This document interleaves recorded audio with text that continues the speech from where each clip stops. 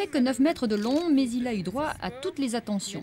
Discours officiel, présence de personnalités, admiration des enfants et même du champagne. Le macareux, le petit dernier de la flotte de l'école de voile, a été traité comme un grand.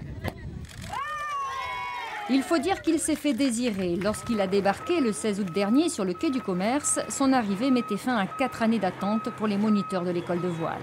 4 années pour obtenir enfin ce voilier de type collectif. C'était essentiel pour l'école de voile, pour qu'elle puisse continuer justement à être attractive et avoir vraiment des activités qui intéressent les gens. Là, c'est un nouveau genre de bateau. On va faire de la croisière, on va faire de l'école. Ils sont vraiment là.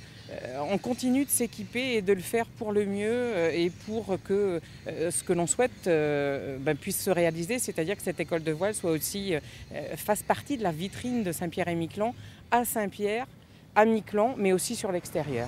C'est bien pour toucher un plus large public, et notamment les touristes, que la municipalité a décidé de faire l'acquisition du macareux.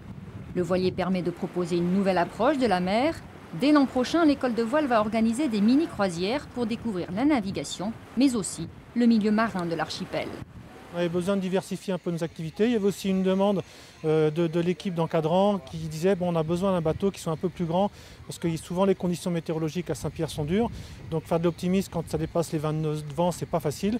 Alors que ce bateau-là, on pourra mettre une douzaine d'enfants avec les moniteurs dessus et ça pour en naviguer en toute sécurité parce que c'est un bateau insubmersible. Donc c'est une bonne chose. Côté budget, le macareux aura coûté 77 000 €, dont un peu plus de la moitié financé par l'État, la mairie ayant pris en charge le reste de la facture, soit 34 000 €.